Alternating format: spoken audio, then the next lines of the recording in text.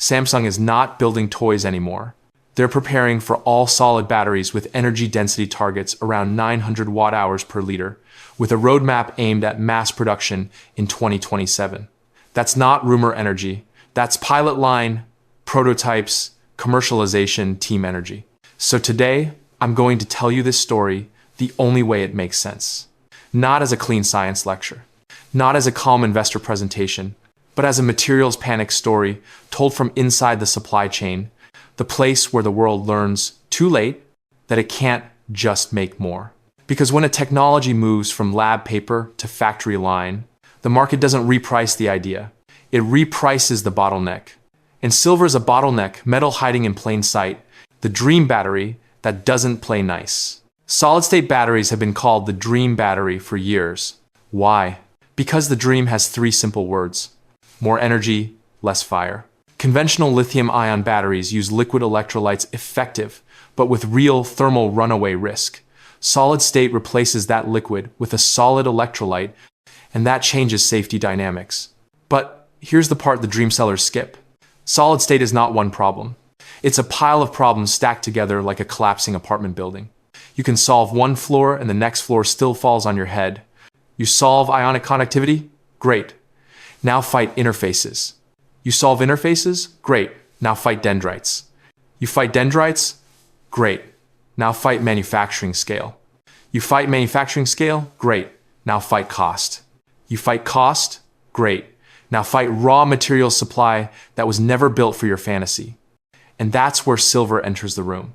Not as jewelry, not as shiny money, as a functional weapon against one of the ugliest solid-state problems, lithium behavior at the anode, the silver carbon layer, the tiny thing with big consequences. Samsung researchers published work describing all-solid lithium metal batteries enabled by silver carbon composite anodes. That is not a clickbait phrase, it's a real scientific claim. And Samsung's own write-up explains the core move clearly.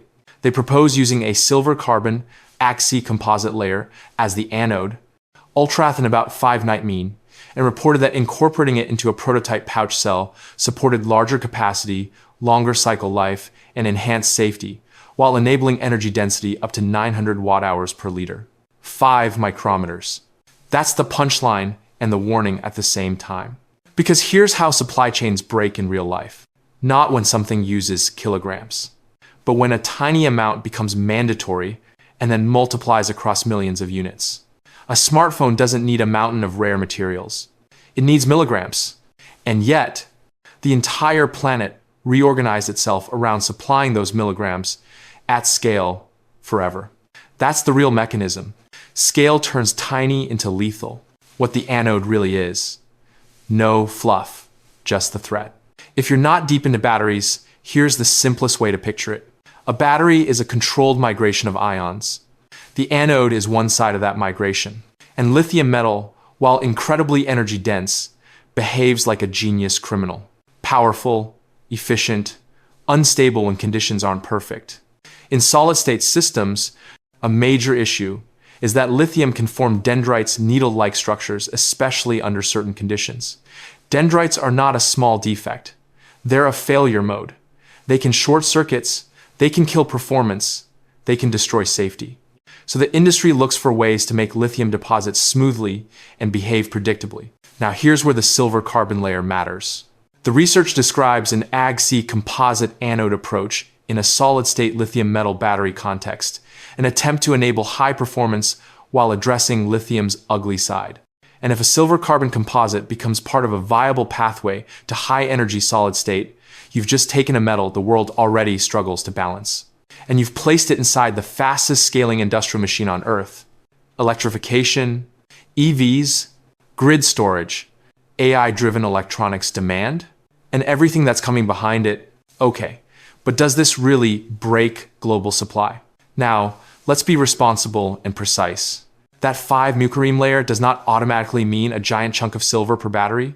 The exact mass per kilowatt hour depends on design choices, cell format, surface area, loading fraction, manufacturing yield, whether the layer remains silver-rich at scale, whether it gets thrifed down, substituted, or redesigned. So no, this is not me claiming Samsung needs X ounces per car. This is worse. This is me saying the world doesn't need the number to be huge. It needs the number to be non-zero, non-optional, and scaled. Because silver is not entering this story from a position of surplus. It's entering from a position of structural tightness. The silver baseline, this is the floor under the panic. Let's anchor reality. The Silver Institute's World Silver Survey 2025 data shows that in 2024, global mine production rose to 819.7 MAs. Recycling rose to 193.9 MAs. Total silver demand was about 1.16 billion ounces. Industrial demand hit a record 680.5 MAs. And the market ran a structural deficit of 148.9 MAs in 2024, fourth consecutive year, while the combined deficit for 2021-2024 was 678 MAs.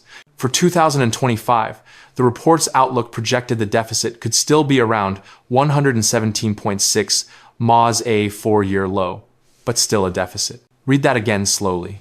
Even before your dream battery becomes real, the system is already running deficits. So when people say, if demand rises, miners will just produce more, that's not how this metal works.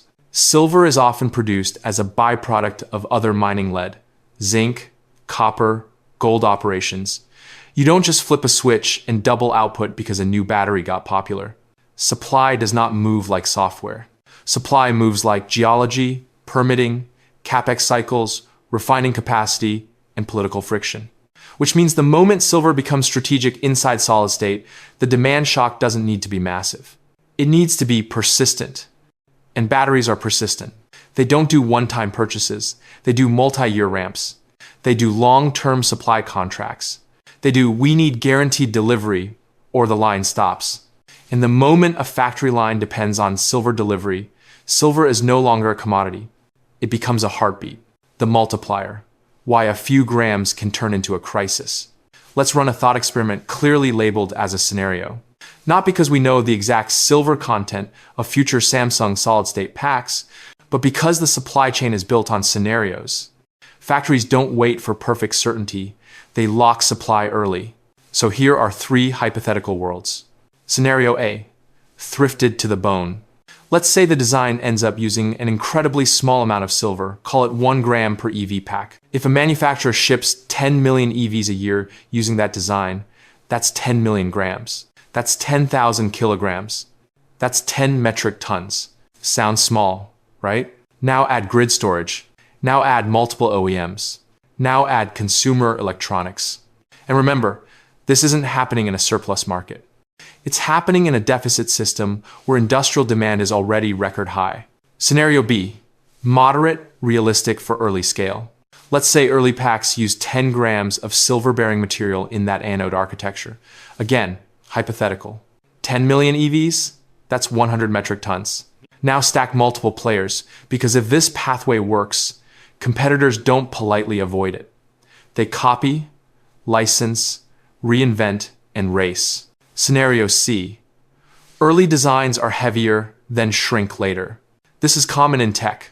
Early versions use more material, then engineering squeezes it down. If early packs average 20-30 grams, 10 million units becomes 200-300 metric tons. Now stop, because the number isn't the point. The point is this.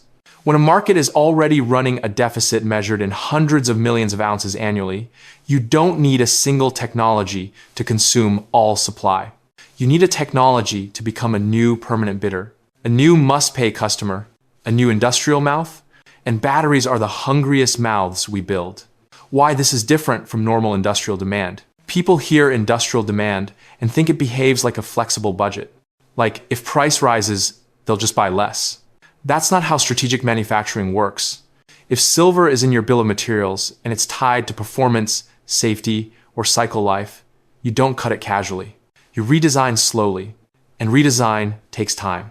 Time is the one thing production lines don't have. So what happens in the real world? You pay up for supply, you lock contracts, you build inventory buffers, you do exactly what the silver market hates. You remove floating supply from circulation. And that's how tight markets go nonlinear. Not because everyone bought at once, because the smartest buyers stop trusting spot supply and start demanding certainty. And that's why, in tight metals, the story becomes not what's the price, but can you deliver? Now let's connect the lab paper to the industrial roadmap.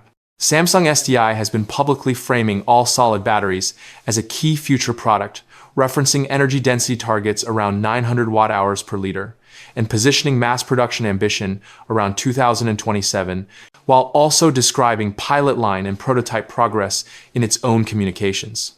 This matters for one reason. A lab breakthrough is interesting. A pilot line is a threat. Because a pilot line is where the materials fairy tale turns into purchasing orders. It's where engineers stop saying it worked once and start saying we need 10,000 units, then 100,000. And when procurement enters the chat, the world changes. Procurement doesn't care about your tweets. Procurement cares about how many tons exist, how many suppliers can refine it, how fast it ships, and how quickly competitors can outbid you. The chaos phase, when every industry hits silver at once. Now, picture the collision. Silver is already being pulled by electronics and electrical demand, still the giant. PV, solar, still huge, even with thrifting. Automotive electrification, grid infrastructure build-out, and AI-related hardware growth. The Silver Institute explicitly links AI end uses to demand growth in the recent record year. Now you add a new narrative. Solid-state batteries aren't just better. They're seen as the unlock for longer range, faster charging, better safety, and in some visions, the next wave of EV adoption. So what happens if a credible solid-state pathway includes a silver-carbon composite layer? Simple. Battery giants don't wait. They pre-buy, they contract, they hoard. They do what every industry does when it smells a bottleneck. They try to get ahead of it. And then the spot market wakes up one morning and realizes something horrifying. A portion of supply is no longer for sale. It's spoken for. It's earmarked. It's sealed inside contracts. And when that happens, price doesn't move like a calm escalator. It moves like a staircase in an earthquake. Why this can turn micro layer into macro shock. Let me give you the core law of materials chaos. If a metal is cheap enough to ignore, industry wastes it. If it becomes important enough to fear, industry fights for it.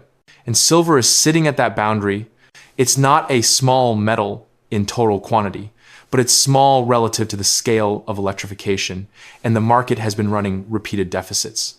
The Silver Institute's own numbers show demand exceeded supply again in 2024, producing a large deficit, and even with forecast improvement, 2025 was still expected to be in deficit. Deficits are not just a statistic. Deficits are the market quietly eating inventory. Deficits are the metal being pulled out of above-ground stocks. Deficits are the reason delivery stress starts appearing in places you don't see until you see it all at once. But can't they just substitute silver? Sometimes, eventually, maybe. But here's the brutal truth of engineering. Substitution is not a moral choice. It's a physics choice. If silver is used because it solves a specific interface or deposition behavior problem, you can't just swap it like changing a phone case. You need a replacement that survives real cycling, real manufacturing variability, real temperature ranges, and real abuse. And even if the industry substitutes later, the early ramp is when the damage happens. Because early ramps are inefficient. They waste material. They scrap batches. They iterate. They burn through supply faster than the steady-state future design would. So if a silver carbon layer is part of early commercial designs, the metal intensity in the beginning can be higher than what the world will eventually settle into. That's why supply shocks often happen early during transition, not after everything is perfected. So I want you to lock one phrase into your brain. This isn't a chart story, it's a delivery story. Charts are where the crowd argues. Delivery is where reality lives. And the reason silver gets chaotic is because the delivery chain has hard constraints. Mining output doesn't ramp instantly. Refining and recycling have bottlenecks. Industrial buyers don't behave like investors. And deficits chew inventory behind the scenes. That's how you get a market that looks fine. Until it doesn't. Until a single new demand lane gets taken seriously. Until a single procurement team decides they need guaranteed supply. until a single factory line refuses to risk a shutdown. And then the bidding war begins. Not for price. For metal, why now feels louder, the current silver backdrop. And to add gasoline to the room, silver has been printing historic price milestones recently. Reuters reported spot silver reached $60 per ounce for the first time in December 2025, in a backdrop described as deficit-driven and demand-driven. That matters because high prices don't always create supply fast. Sometimes they just reveal how tight the market already was.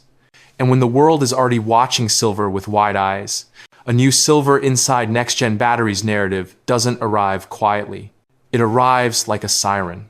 What to watch next? The 3 signals before the storm. If you want to track whether this story is moving from cool research to supply chain event, watch 3 things. Signal 1, prototype pilot customer qualification cadence. When companies talk less about breakthroughs and more about samples, qualification, customer testing, pilot output, you're closer to procurement reality. Samsung SDI's own communications have discussed pilot lines and prototype deliveries alongside 2027 ambitions. Signal 2. Materials language changes. The moment silver carbon stops being described as research layer and starts being described as manufacturing layer, buffer layer, interface layer, or commercial architecture in broader industry talk pay. Attention. Signal 3. The market starts paying for certainty. In tight commodities, price moves second. First, the market pays for certainty. Longer contracts, higher premia, more inventory buffer behavior. That's when you get sudden, violent moves that look irrational, until you realize the move is about delivery risk, not valuation. Samsung didn't announce a silver shortage. They didn't go on stage and say, we're about to stress global supply. They did something quieter and more dangerous. They showed a plausible pathway where a silver carbon composite layer helps enable high-performance, solid-state lithium metal batteries. And Samsung SDI is simultaneously telling the world they're preparing for all-solid batteries with serious energy density targets and a timeline aimed at 2027. That combination is how supply chains break. Not because one company uses all the metal, but because one architecture becomes a blueprint, and then the entire industry stampedes toward the same bottleneck. Silver doesn't need to disappear for this to get violent. It just needs to get tight enough that industrial buyers stop trusting the market. And when that happens, you don't get a smooth repricing. You get a scramble. You get a premium for certainty. You get hoarding disguised as inventory optimization. You get contracts that lock up flow. And you get a metal that stops behaving like a commodity and starts behaving like a strategic resource. So if you remember nothing else from this video, remember this. A 5 micrometer layer can move a global market if it becomes a requirement at scale, and the world is building at scale now.